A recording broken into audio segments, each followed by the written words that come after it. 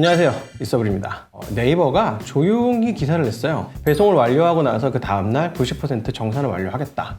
조용히 발표를 했는데 이게 경쟁사들에게 얼마나 빅엿인지 한번 얘기를 좀 해보려고 해요. 이게 이제 판매자가 아닌 분들은 배송이 완료되고 나서 그 다음날 정산을 해준다는 게 이게 뭔 소리야? 원래 그런 거 아니었어? 이렇게 생각하실 텐데 실제로는 그렇지 않고 맨날 이제 고객님들에게 배송 완료, 구매 확정 눌러달라고 이제 판매자분들이 말씀하시잖아요. 구매 확정을 누르면 그 다음날 정산이 되는 구조였어요. 그러니까 고객님이 구매 확정을 안 하면 최장 배송이 되고도 한 2주, 요즘 좀 줄여서 열흘인가? 뭐 이 정도까지 이렇게 펜딩되어 있다가 자동으로 구매 확정이 되잖아요. 며칠 지나면. 그게 한 2주 정도 걸렸거든요. 걸리면 그 다음에야 정산이 됐던 거죠. 그래서 이게 처음에 뭐 스마트 스토어를 시작한다든가 뭐 이런 분들은 제품을 사와서 팔잖아요. 팔아도 팔수록 2주 정도 돈이 묶이니까 굉장히 좀 어려운 구조였던 거죠. 그래서 네이버가 택배 정보가 연동이 되니까 배송 완료라고 뜨면 다음날 정산을 해줄게, 이렇게 한 거예요.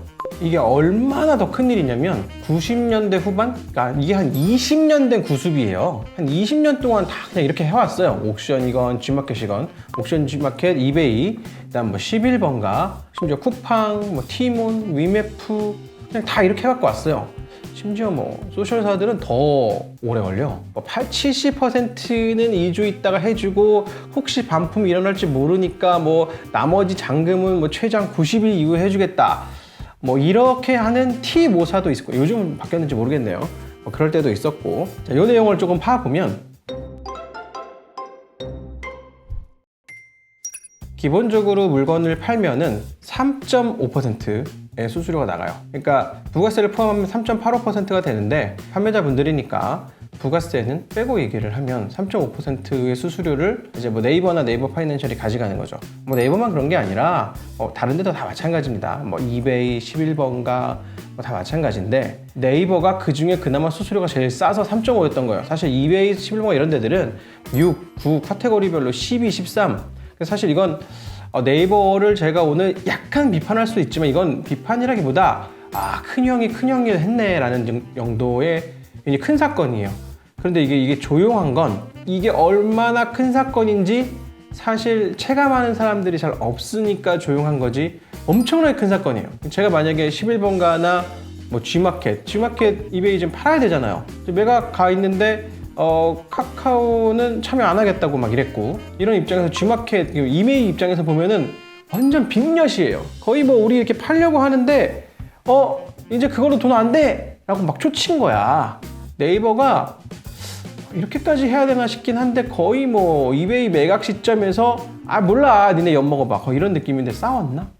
이런 느낌. 자, 봐봐요. 네이버 스마트 스토어는 3.5%의 수수료를 가져간다고 말씀드렸잖아요. 이게 조달원가가 어떻게 됐냐면 조달원가는 이제 카드사에 줘야 되는 뭐 혹은 페이게이트사에 줘야 되는 이런 원가잖아요. 이게 한 1.5% 정도까지 내려갑니다. 저희가 협상을 하면 1.8, 1.9, 2.6 밑에서 왔다 갔다 하고요. 저희 정도의 그러니까 1년에 수백억 하는 사업자는 그렇고요. 1년에 수십조 하는 사업자는 뭐 1.5%, 그 이하로 가기도 하니까. 그러면 루미가 뭐다? 2%의 루미가 있는 거죠. 네이버의 올해 거래액 목표를 보니까 25조 정도 돼요. 25조의 2%는 얼마다? 한 5천억 정도 되겠네요. 그러면 이게 다냐?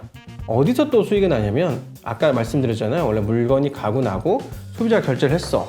소비자가 결제하고 나면 하루 이틀이면 돈이 들어오잖아요. 네이버 정도 되면 페이게이트사에서 이틀 이상 돈을 갖고 있지 못합니다. 하루 정도면 갖고 올 거예요.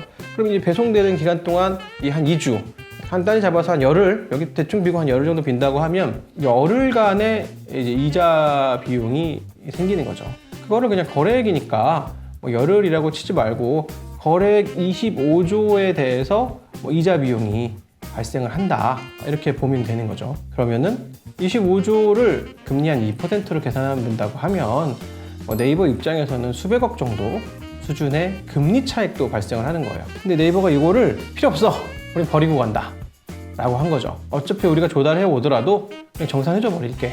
여태까지는 이게 다들 몰라서 안 한 게 아니라 쿠팡도 안 하고 있고 이베이도 안 하고 있고 11번가도 안 하고 있고 다들 이렇게 눈치를 쓱 보면서 아니 뭐 이걸 뭐 다들 크게 얘기하는 사람이 없는데 굳이 먼저 정산을 해줘야 되나? 사실 88 이런 데는 하루에서 3일이면 정산을 해줘요. 그러니까 미국은 이게 경쟁이 빡세니까, 그러니까 이거가 네이버가 뭐 착해서 그런 게 아니라 우리나라 이커머스 생태계도 경쟁이 빡세지기 시작하면서 네이버가 뭘 견제해야 돼요?